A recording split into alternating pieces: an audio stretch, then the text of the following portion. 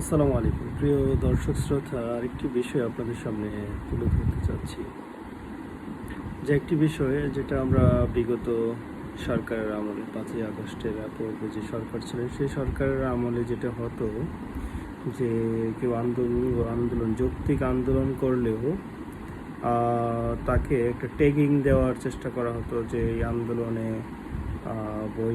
বহিরাগত কেউ আছে, যেমন জামাত শিবির বা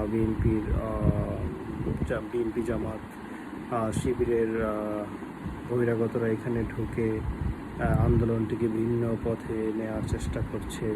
এই ধরনের অভিযোগ আমরা বিগত সরকারের আমলে অনেক শুনেছি।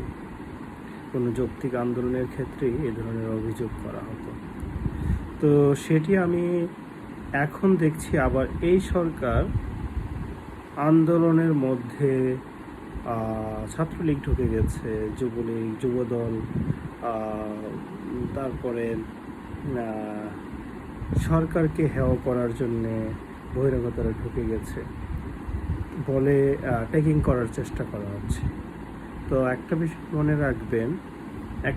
মনে রাখবেন, বিগত সরকার যে ভুলটি করেছিল সেটি হচ্ছে ট্যাগিং দেওয়ার মধ্য দিয়ে সাধারণ শিক্ষার্থীদের খেপিয়ে তুলেছিল।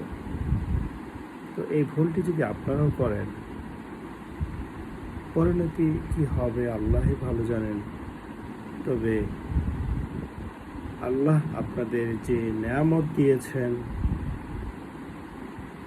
শাসন ক্ষমতা পরিচালনার জন্যে, যে আমানত আল্লাহর পক্ষ থেকে আপনাদের উপরে অর্পিত হয়েছে, আপনারা যদি সেটি বিগত আমলের শাসনের কৌশল অবলম্বন করে শাসন পরিচালনা করতে চান, নিশ্চয়ই তাদের যে পরিণতি হয়েছিল আল্লাহ আপনাদেরকেও সেই পরিণতির সম্মুখীন করবেন।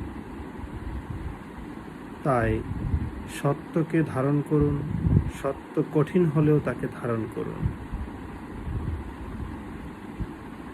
সাধারণ শিক্ষার্থীদেরকে এভাবে ট্যাগিং দিয়ে